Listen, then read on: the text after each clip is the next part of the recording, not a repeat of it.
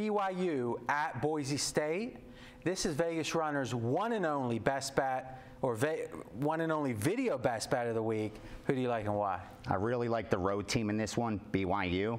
Line sitting at 7.5. Probably going to go up before kickoff. I think that's where the value is. I made my true line Boise State -4, but I'm not surprised it's this high. Not just because the bettors, meaning the betting public, are going to take Boise, but because their home field advantage, everyone believes it's so high. But if you look over the last few seasons, it's factored into the number, and you say it all the time. You got to find something that's not factored into the number to find value. And when it comes to Boise State's home field, that's definitely in the price. All right, so I would agree with you that if you look at Boise's ATS record at home, not as good recently as prior, which could be random. Just having some random bad games, or it could be the numbers are being adjusted. But you said your true number, so let's define that, is what you think would split the result 50-50. Correct. If the game was played a million times, was 4. Now, at Vegas rankings, where we have bookmakers and pro bettors, and you're one of the guys that contributes and votes, is Boise's the 25th best team in the country. You can get that at pregame.com. But also, Boise has the second highest home field. Only Oregon is higher, and Boise's is worth 5.5 points. So you're saying, by saying your true number is lower than that, you're saying that you actually think BYU's the better team. Correct. On a neutral field, I make BYU the slight favorite, little better than a coin toss, about a 1-point favorite, and I give 5 points for Boise State's home field. So let's look at Boise's history here.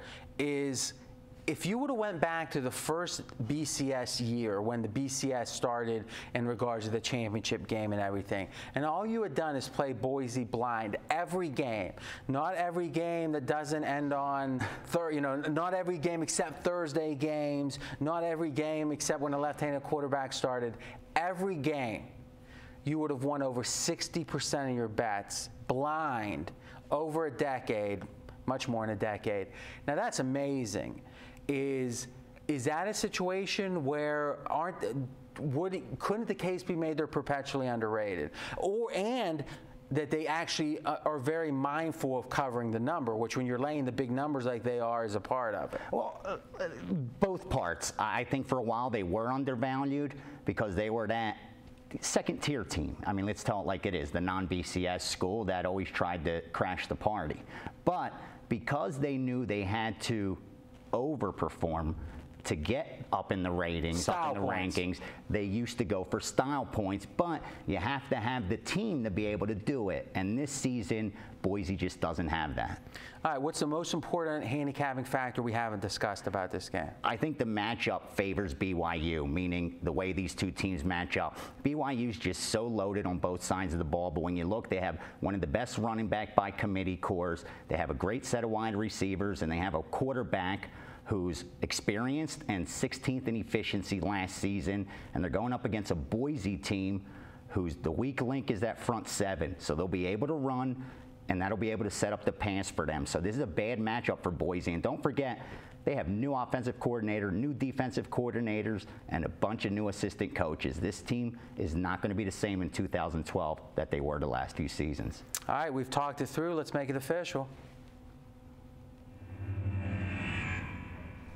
Thursday night, ESPN, BYU at Boise State. Take BYU plus the points. Wait till closer to kickoff. When the betting public gets involved, they're going to back the overvalued Boise State team playing at home. I like BYU in this one. I made them the favorite on a neutral field.